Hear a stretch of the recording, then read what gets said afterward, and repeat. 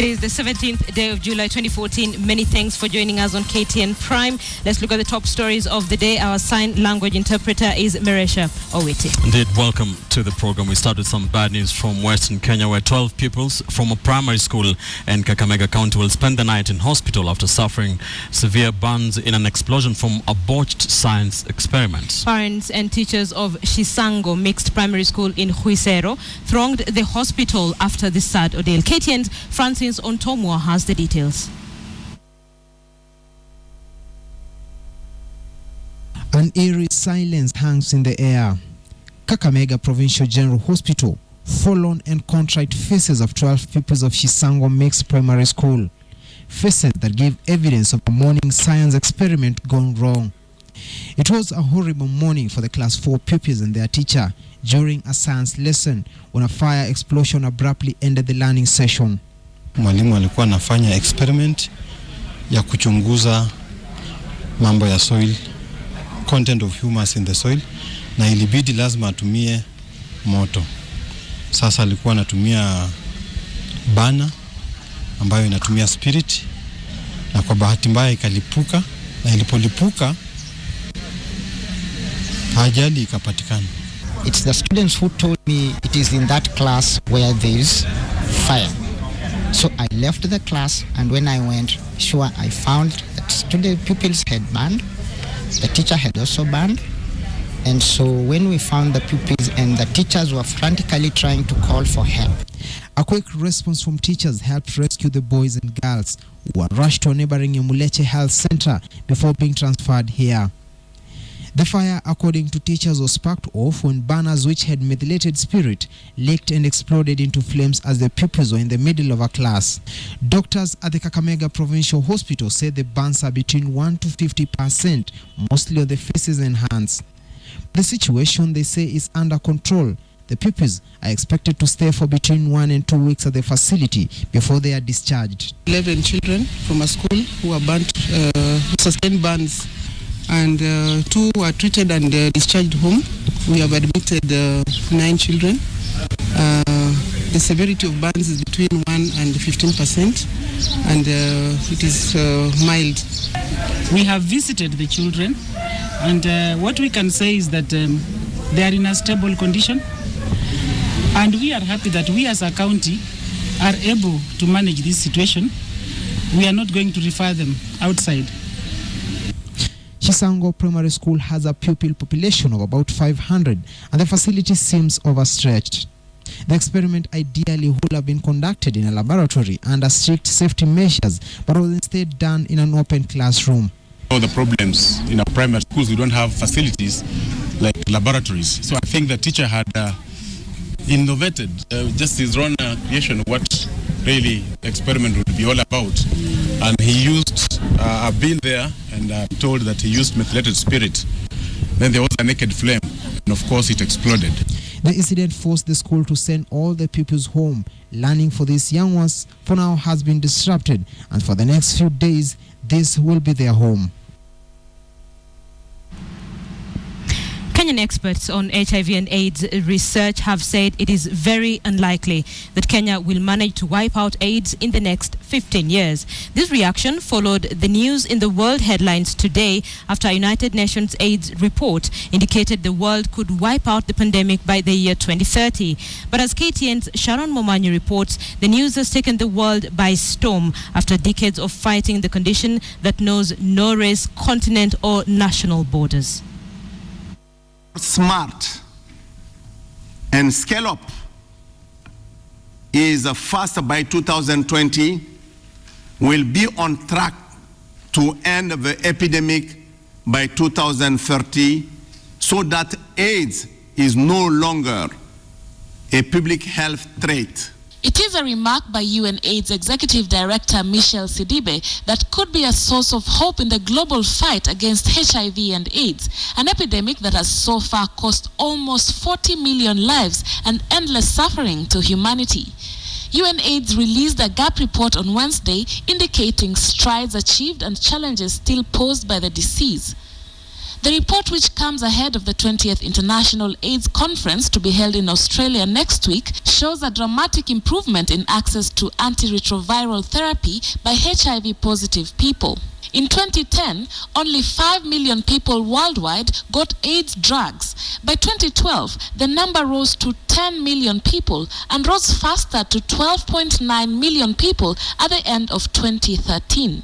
We have a fragile 5-year window of opportunity because what we do over the next 5 years will determine the next 15. However, Dr. Simon Barasa Situma, a Kenyan researcher who has been working on a cure for the disease, says Kenya still has a long way to go in eradicating the disease. Many of the infected people do not know they are infected. In fact, the UN report acknowledges this at some point, that about half of the infected population do not know their statuses. So, under such circumstances, it was impossible to say that you can project an eradication of the infection by 2030. Challenges still abound in the largely progressive fight against AIDS. The report further indicating that AIDS deaths are currently at the lowest, having fallen by 35% since peaking in 2005. New HIV infections have fallen by 38% since 2001. It sounds too good to be true.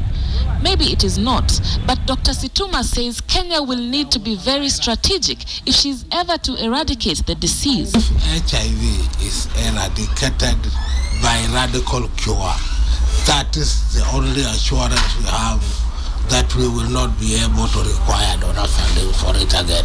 Eradicating the epidemic that for 30 years brought much of the world to its knees will be an unrivaled chance to bring the world back to its feet. Although the UNAID report paints a bright future in the global fight against HIV and AIDS, the fight here in Kenya remains largely hindered by the fact that many Kenyans do not know their status, thus enhancing the spread of new infections. Shollei Momanyi, KTN, Nairobi. It is a pandemic that has ravaged the world for decades, and Kenyan experts do not agree with the United Nations that we can be able to wipe it out in the next 15 years. On the big question we are asking you, do you think Kenya will manage to eradicate AIDS by 2030? Let us know what you think. Experts say Kenya will need to be very strategic. That report by UN says the world can wipe it out by 2013. What are your thoughts? Tweet us on at KTN Kenya, at Ben Kitili, at Lindo Gutu. You can also send a short message to the number 22155. We will be sampling your thoughts on that during this bulletin. Moving on, Inspector General of Police David Kimayo has praised the efforts of the National Police Service Commission during this year's police recruitment drive, terming it as a success. The Commission has dismissed calls for a repeat of the police recruitment process over claims of corruption and bias. KTN's Ian Ufula was on that bit. IPOA does not supervise the National Police Service Commission. The Commission shall not undertake to nullify a process based on speculation or suppositions. And it was very clear on the conditions that one needs to meet when we want to join the National Police Service. Issue County says the ban on selling of wines and spirits in the county will not be lifted soon. This came out at a forum organized by the National Authority for the Campaign Against Drug and Alcohol Abuse with stakeholders in order to address the recent incidences of killer adulterated alcohol in the region. Masikandie with that report. They are both village elders walking to a meeting they wish had happened earlier. At least then it would have saved some lives. The recent deaths in Eldoret affected the residents within their jurisdiction, but hit even closer. Mzee Kipsang Maritim is lucky his son survived, but village elder Patrick Kimani lost a nephew who was among those who consumed the adulterated alcohol in Eldoret. Mmoja ameaga kwa kitanda. Mmoja naye nauliza mnakuja kuniamusha na bado ni usiku. Sasa huyo tukachukua pikipiki haraka tukamkimbisha katika Livaro na huyo alisurvive, lakini huyo mwingine alichukuliwa akiwa maiti. Nikaitwa kijana yako imepelekwa Rugaro. Nikamwambia ni nini? Na mwenyewe asubuhi aliambia mimi watu umekupa wawili Kisumu Ndogo. Na yeye akaamka saa hiyo tena kaenda Kisumu Ndogo. Fika Kisumu Ndogo. Sijui alionjewa kununua, labda alipewa ile ilikuwa glass. Dakika 5 tu amepoteza fahamu. The forum, organized by the National Authority for the Campaign Against Alcohol and Drug Abuse, NACADA, attended by county officials, bar owners, village elders, among other stakeholders, are meeting to look at the way forward, one fault that would rather not repeat itself. Uasin Gishu County lost 14 of its residents, and even with the blame game still going on, the village elders have their side of the story. Ile dawa hiyo ya kupima maziwa. Na hiyo dawa ikiuzwa kwa kachupa dogo ile ya marashi ile ya mama. Mimi nafikiri mnaelewa hiyo marashi ya mama, kale kadogo. Nasikia kanauzwa 300. Ambayo hata mimi mwenyewe nimeenda hapo ndio nijue kitu gani wanafanya. Na nikaoneshwa hiyo kachupa ni 300. Hiyo ukiweka dot moja kwa lita 20 imetosha kuwa changa. Naye hii iliua watu hii ya juzi hii. Upelelezi yetu imeoneshana iliwekwa na mwingine naye akufikiria imewekwa akakuja akaweka. Hiyo ndio ilimaliza watu kwa sababu ilienda overdose. The bar owners within the county requested for the reopening of the businesses. Disposal ya empty bottles ambaye iko vijana wanazunguka wakiokota, wakiomba, saa nyingine wananunua hata shilingi 1. Tusaidiane na county tujue how do we dispose these bottles. Ndio isiende iwekwe hiyo pombe ambaye ni mbaya ifuatwe. The Uasin Gishu County government maintains that the alcohol ban effected over the weekend will not be lifted soon. This as NACADA continues a sensitization caravan in the town. Fair business practice cannot be practiced when some of us are doing a fair game, others are doing unfair. So we say, for fairness, let us all stop and ask ourselves, where did we go wrong? Over the weekend, at least 51 people were admitted in hospital after consuming adulterated alcohol. 14 others succumbed to the alcohol that had popular brands and the certification by the Kenya Bureau of Standards.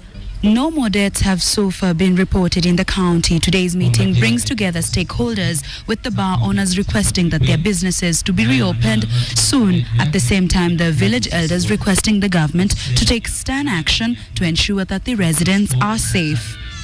Marcy Kandiye, KTN, Eldoret, Uasin Gishu County.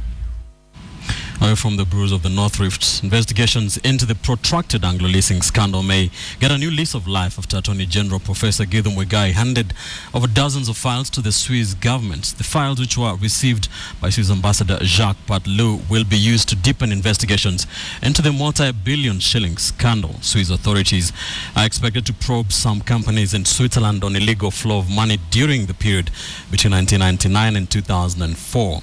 Businessman Deepak Kamani, his father Chaman Lal Kamani, and brother Rashmi Kamani had asked the court to stop the government from handing over any information to the Swiss government, even though the AG says the two governments have been exchanging information on the case for 7 years. The AG says 5 people could soon be prosecuted locally for the Anglo Leasing saga. The handover happened at the AG's offices here in Nairobi. There is every intention to get to the bottom of this problem, and we do hope that in the very, very near future, the Kenyan people will see the outcome of these collaborative processes. They are investigating 5 live files, 5 live cases. Therefore, in the fullness of time, and this morning they have assured me to use the language I have heard from them, they are on the tail end, end of quote, tail end of the investigation. A few years ago, a request for legal assistance was introduced to Switzerland by the Republic of Kenya. I think we delivered. Now it's Kenya's turn, and believe me, I'm quite sure that any new request from one of the two sides will be answered properly and swiftly, as has been the case today. National Assembly Speaker Justin Muturi has accused the Coalition for Reforms and Democracy of undermining the role of Parliament after abandoning the push for dialogue and calling for a referendum. As Wilson Buru now reports, the Speaker challenged CORD to use their House for the benefit of Kenyans. It has been the talk of town since the opposition coalition dropped their push for national dialogue. But this call for a referendum continues to elicit different reactions from Kenyans, with some suggesting that dialogue should be given a chance. The Jubilee Alliance had repeatedly told CORD to engage the government in dialogue in Parliament, a suggestion which has time and again been rejected by CORD, saying the National Assembly is too skewed for any meaningful discussion. This sentiment has not been taken kindly by the National Assembly Speaker Justin Muturi. The Constitution says that that's the way power is exercised, through those state organs provided for in the Constitution. I think it is out of this world that anybody will go to say that they have no respect for those institutions. Speaking on the sidelines of the Speaker's breakfast meeting with the Editors Guild, Muturi, however, said it is within CORD's rights to call for a referendum, but warning the opposition not to complain about being the minority in both houses of Parliament. The opposition should be there to raise issues of concern. It is your business. Whether you are one or two, you say what you must say in a house. A lot has also been said of the rivalry between the two houses of Parliament, with the National Assembly being accused of overshadowing the Senate.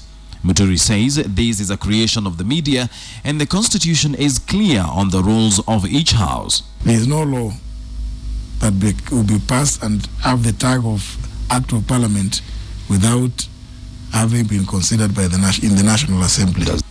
The relationship between the media and the politicians was the main focus of the day, with speakers of the forum emphasizing on the need for the political class in the fourth estate to work together for the greater good of the country. There is need for greater interaction, for media to understand how you operate, and for you as Parliament and parliamentarians to understand the media. Muturi, however, advised politicians to focus solely on the service to the people if they are to expect fair coverage from the media. If Parliament wants to be reported accurately for what it is doing, then the politicians must desist from engaging in side shows. Wilson Buru, KTN Prime.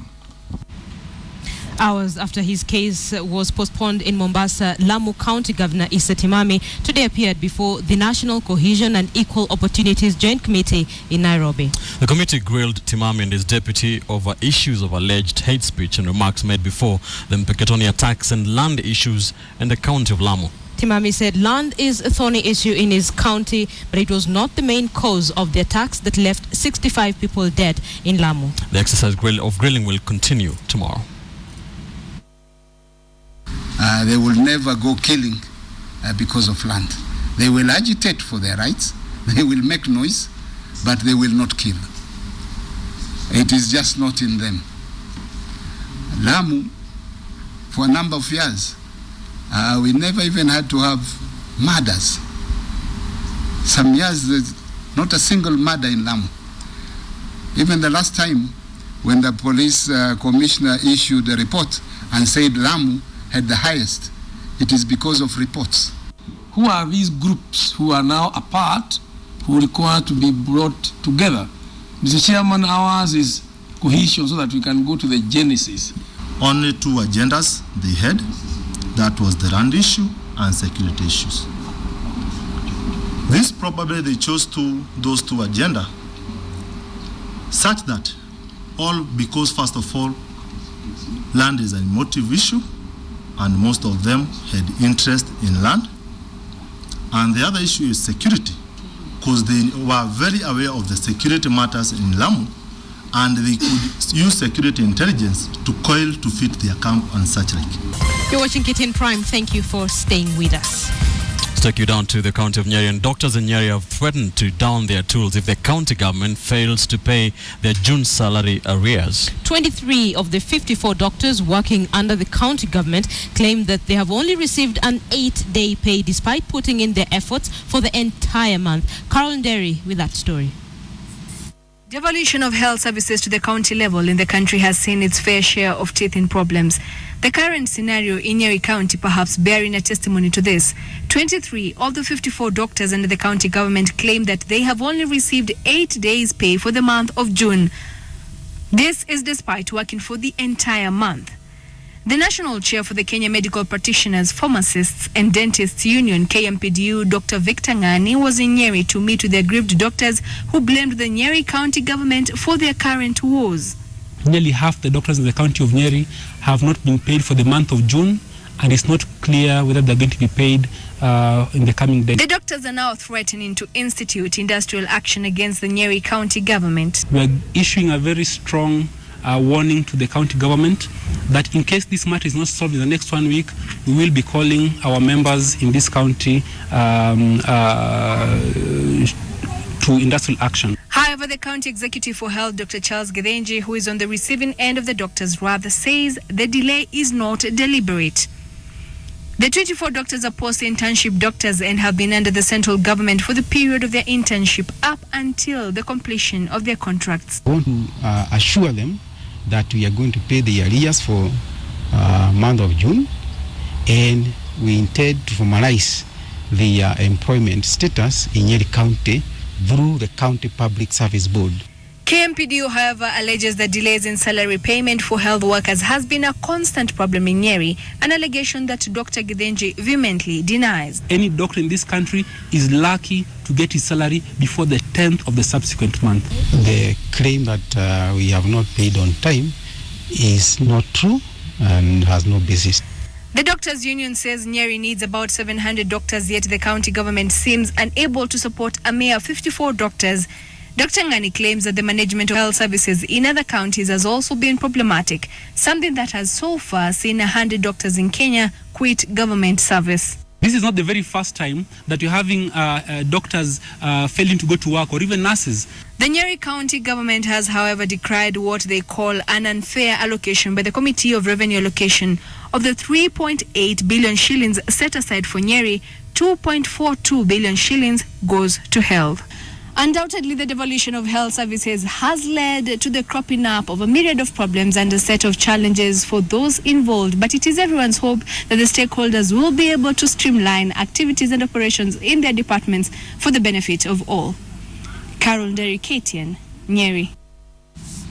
Standard Group CEO Sam Shollei has this evening pledged support towards the start of an early childhood learning center to be based in Kogelo. That is the village of U.S. President Barack Obama's father. The partnership with the Mama Sarah Obama Foundation will see children from the village gain meaningful education that will better their future. Speaking during the announcement at the Villarosa and Westlands, Sam Shollei expressed his admiration for the humble work Mama Sarah has begun and hoped more would emulate her. Mama Sarah will also feature in the upcoming Transform Kenya Awards to be sponsored by the Standard Group to go down this Saturday.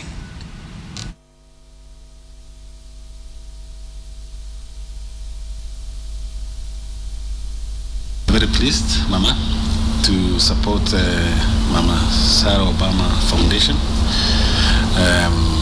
because you have worked over the last 40, 50 years, 60 years actually, in your own way to transform the lives of young people, children, to go through education.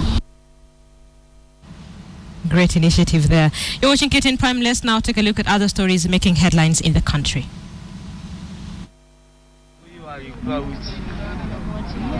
Residents of Mwea in Kirinyaga County woke up to a rude shock early Thursday morning when they found 3 bodies dumped at 2 different parts in the area, 2 near Mutithi Market and the other at Nyangati. The bodies had gouged out eyes and wires on the necks. Mwea East Sub-County Criminal Investigations Officer Boaz Ombeta said the nature of the crime had never been witnessed in the area before. He also said the unidentified bodies were of youth aged below 25 and were thought to have been murdered elsewhere, and the bodies brought and dumped in the area. The bodies were later removed to the Muranga District Hospital mortuary for post-mortem examination. Investigations are ongoing. In Nairobi, the Supreme Court reinstated Okoth Obado as Migori governor, setting aside a Court of Appeal decision that nullified his election on grounds of irregularities, intimidation, and voter bribery. In a decision delivered by Justice Jackton Ojwang, the Supreme Court ruled that the Court of Appeal in Kisumu exceeded its jurisdiction by considering new evidence while making the ruling in March. The ruling triggered celebrations among Obado supporters back in Migori County. Elsewhere at Kabarak University, where the 4th Annual International Research Conference is underway, leaders noted the dire need for innovation and applied research in Africa. Former President Daniel Arap Moi, in his speech read by Senator John Lanyangapuo, the university's council chairperson, noted that Africa is lagging behind other continents and needs studies into the origins of problems and realistic solutions. I would like to call upon the private and the government sectors to work together with universities. And finally, the Kenya Commercial Bank, being the official flagship sponsor for the Transform Kenya Awards, gave a 15 million shillings check for the gala dinner to be held this Saturday. The Transform Kenya Awards is an initiative that recognizes unsung heroes in the country. KCB CEO Joshua Oigara presented the check to the Standard Group CEO Sam Shollei at KCB's head office. Dorcas Wangira, KTN. This is Business. My name is Boni Tunya. Bidco has received a 3.2 billion shilling loan to finance its expansion plans. The loan from the International Finance Corporation will enable the fast-moving consumer goods manufacturer diversify its product line as well as reach new markets. Here is Charles Kitonga. Bidco, one of Kenya's largest consumer goods manufacturers, has been on an expansion drive as it seeks to cement its top position. So far, it has spent 500 million shillings opening up an animal feeds division and a further 2 billion shillings to set up a soft drinks plant. Bidco intends to use the 3.2 billion shillings loan from the IFC to grow the new product's market share as well as open new markets. Bidco has a target of growing its revenues by over 400% by 2017 by ensuring it has products in diverse lines. The IFC loan is part of a wider investment of 17.5 billion shillings that the company plans to pump into new products by the same year. The International Finance Corporation remains committed to providing financial assistance to investments in its areas of interest. This includes agribusiness, whereby agriculture remains lowly funded, not only in Kenya but also across the continent. Investors such as Bidco are therefore seen as strategic partners in the corporation's mandate to eliminate poverty and enhance productivity. Bidco is optimistic about growth of the consumer goods market with the integration of the East African community. Though the cost of production back home remains high, this has not eroded Kenya's competitiveness since industry sees this as a short-term challenge. Charles Gitonga, KTN Business. Orange Telecom has announced a raft of changes to its top management that has seen local executives take over. This follows a July 4th France Telecom board meeting held in France, where the parent company decided to recall executives it had seconded to the Kenyan unit. In the shake-up, Masin Ndukura has been appointed the new head of human resource. Ivy Ngana takes over the legal and regulatory affairs department, while Isaac Muthama takes over as the new Chief Mass Market Officer. In a statement, Telkom Kenya CEO Mikhail Gosein says the changes are expected to steer the company in a new direction as it seeks to grow its market share. The news comes as the company announced that its revenues were up 8% in the first half of the year as mobile choice and data grew by 34%. Now, there has been talk of a planned takeover of Telkom Kenya, and the news of recalling expatriates only seeks to reinforce those claims. Now, a Nigerian company, Megatech, is said to have already bid 25 billion shillings to take over the company. Right, from that, the East African Grain Council has welcomed Cabinet's decision to legislate the use of warehouse receipt system. The system is expected to streamline the agricultural value chain by eliminating middlemen and help farmers get the full dues owed to them. With the law now behind the receipt system, players in the sector believe it will minimize food price fluctuation. Philip Keitani has more. Farmers have in the past found it difficult to access decent storage facilities for their harvest, leading to massive losses as well as diminishing stocks. But with the legal backing of the warehouse receipt bills, farmers can now negotiate with grain handling companies to store their grain. When the farmer has deposited their produce in a certified warehouse and they have the warehouse receipt, they are at liberty to sell to a miller, to sell to anyone who wants. The East African Grain Council had introduced the system 4 years ago, but was yet to gain acceptance, with most support coming from the National Cereals and Produce Board. With a legal framework in place, farmers will be able to present their harvest to the numerous grain storage facilities in the country until prices in the market improve. This will ensure farmers get the best prices for their produce, locking out middlemen who in the past con farmers out of their dues.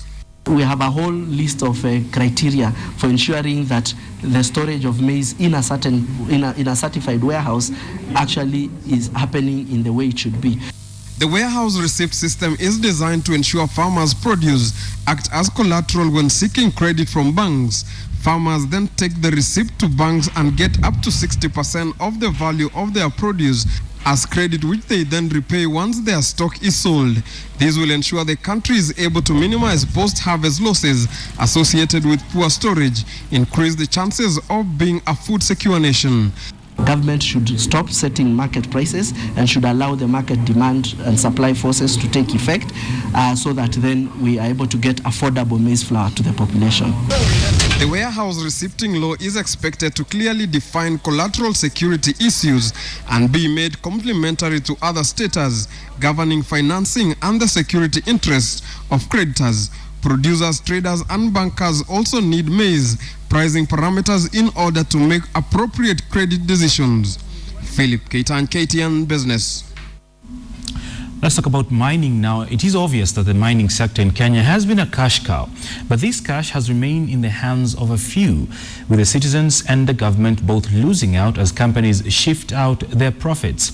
Well, the draft mining bill of 2014 currently before Parliament could be the key to changing this. Finally, the national government's much needed funds. Here is KTN's Adulterated. The management of the country's mining sector has been chaotic in the past, with no guide for how licenses would be issued and players regulated. This lack of clarity created an avenue for transfer pricing, with players moving profits out of the country and denying the state much-needed tax funds. Transfer pricing is a real challenge. Top on the tax agenda about multinational tax avoidance schemes and how multinationals avoid paying taxes in the societies in which they operate. But the state is beginning a process that will increase earnings from an industry notorious for opaque dealings. The proposals contained in the Finance Bill and the Mining Bill 2014, both before Parliament, will provide transparency and policy direction needed to turn the sector into a cash cow. Everyone has come together now, globally, to try and tackle the problem of tax avoidance by multinational or transnational corporations. The bill creates a mineral advisory board that will license and oversee mining companies to ensure they operate within the law. The process of getting a license will also be hastened, with the state inviting bids online and providing feedback within 90 days. To ensure the benefits trickle down, the bill proposes a revenue sharing mechanism that gives communities 5% of all royalties, ring-fencing 20% for county governments and leaving the central government with 75%. There's also a proposal to offload shares to the public by having mining companies listed on the NSE. Mineral wealth acquired from the sector will be held in a sovereign fund and used to invest in other sectors, cushion the economy from shocks, and store wealth for future generations. Adley Changole, KTN Business.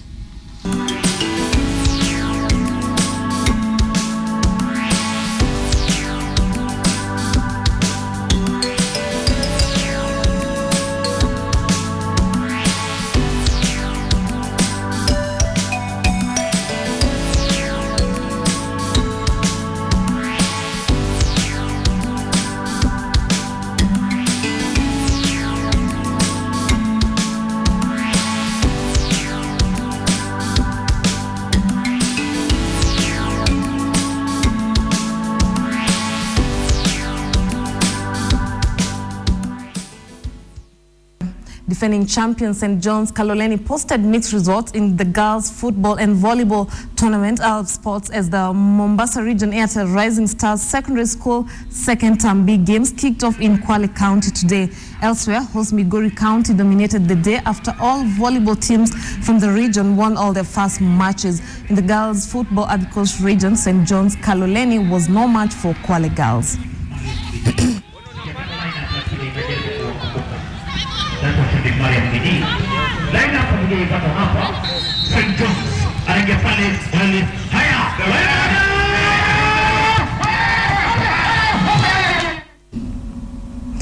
In Kenya's United States International University, USIU, was disqualified from taking part in the Africa University's ladies basketball finals after fielding ineligible players. Mozambique lifted the men's title following a 71-54 victory over Egypt at the Nyeri National Stadium Gymnasium.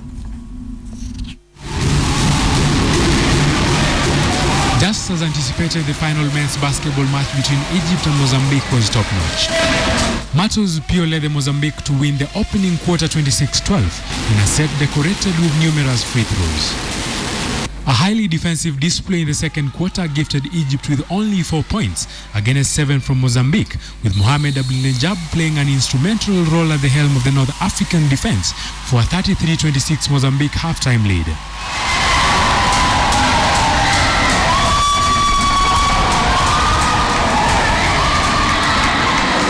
The third quarter was a neck-to-neck battle. Matos' pure perfect combination with Dangerman Josias Nelson, however, aided their side as they took the set by 20 to 19 points from Egypt. Rome El Sabri stepped up in the last quarter for Egypt, netting 7 points to tally up to 19 that his side managed. Mozambique's possession-oriented game produced 18 to add on to a total of 71-54 victory. In the ladies' tie, Kenya representative the USIU were disqualified after breaking the rules of the championships. They fielded non-Kenyan players, Galsen Uimana, Magnificu and Manuel Biel, in the previous matches. Advantaged Mozambique stepped up for the finals but failed to sparkle, going down 44-48 to Uganda. Moses Wahesi, KTN Sports. And to some good news now, Kenya has moved up in the latest FIFA ranking table to position 95, up from 109th. Teams which participated in the just concluded World Cup in Brazil moved either south or north, depending on their performance. The new world champions, Germany, is expected, reaped heavily from their success as they move to the top of the world. Kenya's ascent in the latest World FIFA rankings from position 106 to 95 comes days before national team Harambee Stars takes part in the second round of the 2015 Africa Cup of Nations qualifier against Lesotho in Maseru. It is Kenya's first top 100 position in more than 6 years. Algeria dislodged Ivory Coast to lead in Africa, while Ghana completes the top 5 African teams. Germany, who won the 4th World Cup title on Sunday in Brazil, gained heavily from their triumph as they moved up to the top spot for the first time in 24 years. Argentina and the Netherlands complete the new look top 3. Spain, whose title defense surprisingly ended in the group stage, dropped to 8th place. First round exits also led to Portugal going down 7 places to 11th, while England is at position 20. Victor Ogale, KTN Sports. And that's where we wrap up KTN Sports. Do have a good night, enjoy the rest of your viewing, and keep it KTN. So on the big question tonight, we're asking you, do you think Kenya will manage to eradicate AIDS by the year 2030? I have a clarification from Amakobe Sande. She is, just hold on, she is the UNAIDS country director, and she is trying to clarify. She says they've misunderstood what we mean by ending AIDS. It's so that it is no longer a public health threat. Edwin Mutabuku on Twitter says, if vigorous and efficient public education is undertaken, then yes, eradicating HIV and AIDS by 2030 is very much possible. Well, those are your opinions on our big question tonight. Thank you so much for being part of this bulletin and for contributing. And we're almost wrapping up KTN Prime, and it is Thursday, and every day when it's Thursday, you know it's time for Jeff Koinange Live, a different edition from the Wednesday one, and I now take you to the Intercontinental Hotel where Jeff Koinange will be able to give us a sneak preview what to expect tonight. Jeff.